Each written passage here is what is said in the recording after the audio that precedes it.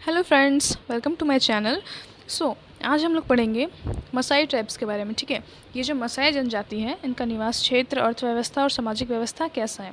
तो इसका जो टॉपिक्स है ये आपके सामने आप देख सकते हैं टॉपिक क्या क्या है इसमें। ठीक है, तो आइए अब आते हैं। तो सबसे पहला जो टॉपिक था हमारा वो था परिचय। ठीक है, तो परिचय में हम लोग तो एग्ज़ाम में भी आप लोग को इसी तरह लिखना है परिचय, फिर उसको थोड़ा अंडरलाइन कर देंगे, हाईलाइट कर देना है। ठीक है, उसके बाद से हम लोग लिखेंगे कि अफ्रीका महाद्वीप के उष्णकटिबंधीय घास के मैदान, जिनसे सवाना घास प्रदेश के रूप में जाना जाता है, मसाई जनजाति का गृह क्षेत्र है। ठीक है, जहाँ वे अपने पशुओं को चराते हुए घूमते रहते हैं। प्राकृतिक घास पर आधारित पशुचारण इनके जीवन का आधार है। गर्वीला स्वभाव होने के कारण ये बहुत अच्छे लड़ाकू होते हैं। ठीक है, और युद्ध जो होता है, ठीक है, इनका जो स्वभाव होता है ना वो गर्वीला होता है। ठीक है, इसीलिए इनको जो युद्ध है वो बहुत प्रिय होता है। ठीक है, और ये जो मसाई लोग हैं इनका संबंध जो है वो नीली हेमेटिक प्रजाति से, इस सबका अपना अपना प्रजाति होता है, इनका नीली हेमेटिक प्रजाति है। इनमें मेडिटेरियन और न्यूग्राइड का मिश्रण है, जिससे यह बात होता है कि इनके पूर्वज आए और रक्त से इनका संबंध हो गया। यही कारण है कि इनका शारीरिक स्वरूप अफ्रीका मूल प्रजातियों से कुछ भिन्न है। ये लंबे और शहरेर बदन, भूरा या चॉकलेटी रंग, तीखा नाक नक्शा, पतला और कम उल्टा होठ और फुर्तीले स्वभाव के होते हैं। पशुपालन का पुश्तैनी धंधा इनके जीवन का आधार है। ठीक है, मतलब इनका जो बेसिकली एक जो है ना वो खाली पशुपालन ही है, उसी से इनको जीवन का आधार है। ठीक है, उसके बाद हम लोग जानेंगे इनके निवास क्षेत्र के बारे में कि इनका जो निवास क्षेत्र वो कैसा है। तो ये लोग जो है वो सवाना क्षेत्र जो पहले ही बताएं, उत्तरी तंजानिया, कीनिया और युगांडा के पठार क्षेत्र, ठीक है, जिसको ग्रेट रिफ्ट घाटी के नाम से जाना जाता है, उसको विक्टोरिया झील के पूरब से 1 डिग्री से 5 डिग्री दक्षिणी अक्षांश तक फैला हुआ है। ठीक है, लगभग 38,000 वर्ग किलोमीटर क्षेत्र को मसाई सुरक्षित क्षेत्र घोषित किया गया है।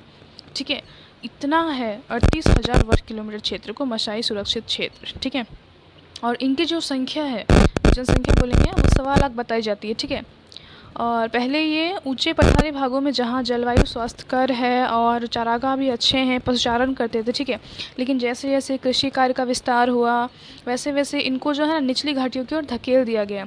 और निचली घाटी एक ऐसा क्षेत्र है जो अस्वास्थ्यकर है और वहाँ घासें भी सूख जाती हैं, जिनसे इनका जीवन जो है वो संकटमय हो गया है। ठीक है, औपनिवेशिक विस्तार से इनके चारागाहों का क्षेत्र कम होता जा रहा है। ठीक है, अब ऊंचे भागों में भी इनका पशुचारण नहीं के बराबर है, ऊंचे भागों में भी ये पशुचारण नहीं कर पा रहे हैं। ठीक है, अब नेक्स्ट है इनकी जीवन पद्धति और अर्थतंत्र। ठीक है, तो जो मसाई लोगों का संपूर्ण आर्थिक तंत्र पशुओं पर आधारित होता है। ठीक है, इन लोग खेती और पशुओं में ही आधारित रहते हैं। ये अपने पशुओं के साथ घास की तलाश में घूमते रहते हैं। इनके पालतू पशुओं में गाय, बैल, भेड़, बकरियां, गधे और खच्चर ये लोग पालते हैं। ठीक है, और पशुओं की देखभाल के लिए ये लोग कुत्ता भी पालते हैं। गाय इनकी समृद्धि का परिचायक है। ठीक है, पशुओं से प्राप्त दूध, मांस, खाल आदि इनके जीवन के आधार है। और ये लोग मांस जो है केवल विशेष अवसरों पर ही खाते हैं। ये परंपरावादी और आधुनिक विरोधी मनोवृत्ति के चरवाहे हैं। ये अपने पशुओं की संख्या तो अवश्य बढ़ाना चाहते हैं, लेकिन उनके नस्ल में सुधार इन्हें गवारा नहीं होता। यही कारण है कि इनके झुंड में पशुओं की संख्या तो अधिक होती है, लेकिन उनके उत्पादन जो है वो कम प्राप्त होते हैं। ठीक है, गाय बहुत कम दूध देती है। गायों का क्रय विक्रय इन्हें पसंद नहीं, लेकिन शादी के अवसरों पर इन्हें उपहार में अवश्य देते हैं। ठीक है, क्रय विक्रय नहीं करेगा, लेकिन शादी होगा तो उपहार में अवश्य देगा। ठीक है, जिनके कारण ये लोग क्या गरीब का गरीब ही रह रहा है। ये लोग बेचेगा तब ना लोगों को मिलेगा। ठीक है, अब नेक्स्ट है हमारा भोजन सामग्री की, ये लोग भोजन में क्या क्या खाते हैं। ठीक है, तो इनके भोजन की मुख्य वस्तुएं पशुओं से प्राप्त जो उनको पशु से प्राप्त होता है, दूध, दही, मक्खन, रक्त। ठीक है, और उनके विनिमय से प्राप्त अन्न जो अन्न में आ जाएगा, बाजरा, मक्का, ज्वार, ये लोग खाते हैं। इसके अतिरिक्त जंगलों से प्राप्त कंद, मूल, फल आदि भी ये लोग खाते हैं। ठीक है, और ये जो फल है ये सब इनकी बहुधा स्त्रियां ही इकट्ठा करती है। ठीक है, ये अपने गाय बैल के नसों को दबाकर पंक्चर कर खून निकालते हैं। ठीक है, और उससे पीते हैं। यह दूध दही के साथ मिलाकर खाते हैं, खून को पीते हैं या फिर दूध दही के साथ मिलाकर खाते हैं। ठीक है, उत्सव के अवसर पर भेड़ बकरियों के मांस भी ये बड़े चाव से खाते हैं। ये शहद से मदिरा बनाते हैं और पीते हैं। ये जंगली चिड़ियों और पशुओं का शिकार भी करते हैं। पशुओं का खाल, सींग, पंख और हड्डियाँ इकट्ठा कर ये अन्य जातियों के लोगों को विनिमय में देते हैं और उसके बदले में वो लोग अनाज आदि लेते हैं। ठीक है, नेक्स्ट है कि वस्त्र और आभूषण। इन लोगों का वस्त्र जो है वो किस चीज़ का रहता है। ठीक है, तो मसाई लोगों का प्रमुख वस्त्र चमड़ा है, क्योंकि लोग पशुपालन करता है तो उन लोगों को चमड़ा होगा। ठीक है, चमड़े को मुलायम करने के लिए चर्बी या मक्खन लगाकर पत्थर से रगड़ते हैं। इनकी औरतें जो है वो भेड़ बकरी के खाल की ओढ़नी पहनती हैं। ठीक है, ये लोग लोहे के कड़े भी पहनती हैं, और जो वीर नवयुवक होते हैं वो चमड़े का टोप भी पहनते हैं। अब नेक्स्ट है गृह और बस्तियाँ, कि इनका जो रहन सहन कैसा है, कैसे घर में लोग रहते हैं। ठीक है, पत्थर, लकड़ी या मिट्टी के दीवार और घास फूस के छप्पर बनाकर अपने निवास का निर्माण करते हैं, आवास का। इनके झोपड़े अंडाकार होते हैं और प्रत्येक परिवार का एक झोपड़ा होता है।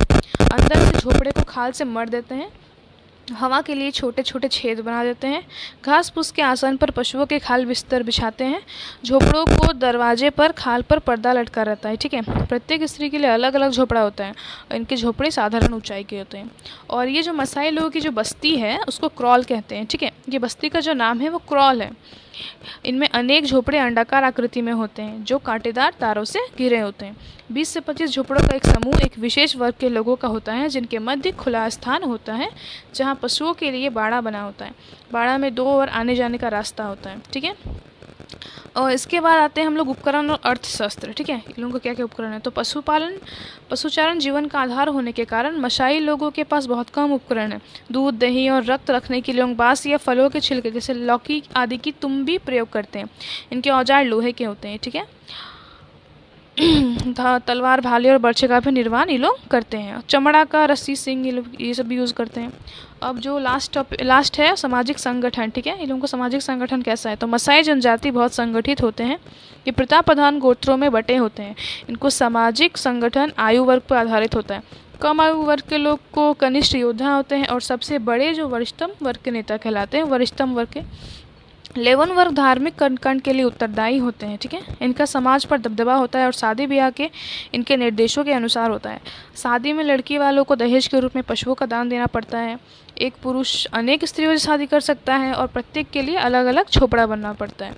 प्रथम पत्नी का अधिकार जो है वो अन्य पत्नियों से अधिक होता है। पिता की संपत्ति में सभी समान अधिकार होता है, और मृत्यु के बाद जो है सभी पिता के जितने भी मतलब जानवर वगैरह होते हैं उसको वो लोग आपस में बांट लेता है। ठीक है, इसमें जो है एक गोत्र में विवाह नहीं किया जाता है। जब तक लड़का या लड़की पूर्ण वयस्क नहीं होते विवाह करना वर्जित है। इनके समाज में विविध कार्यों को करने के लिए अलग अलग समूह होते हैं, जैसे लोहार, कुम्हार, बढ़ई, बुचड़। ऐसे कार्यों को करने वाले समूह को समाज में छोटा स्थान दिया जाता है। इनकी संतानों को योद्धा होने का गौरव भी नहीं दिया जाता है। स्पष्ट है कि इससे स्पष्ट हो जाता है कि जो मसाई समाज है एक सुगठित व्यवस्था का समाज है। तो ये था हमारा आज का टॉपिक मसाई जनजाति के बारे में। ठीक है, अगर आपको ऐसी वीडियो चाहिए तो मेरे चैनल को सब्सक्राइब करें। ठीक है, और अगर आप लोग मेरे चैनल में नए हैं तो प्लीज़ लाइक एंड शेयर करें एंड सब्सक्राइब करें, ताकि जो मेरी जैसे वीडियो आएगी वैसे आप तक पहुंच जाएगी। Thanks for watching my video.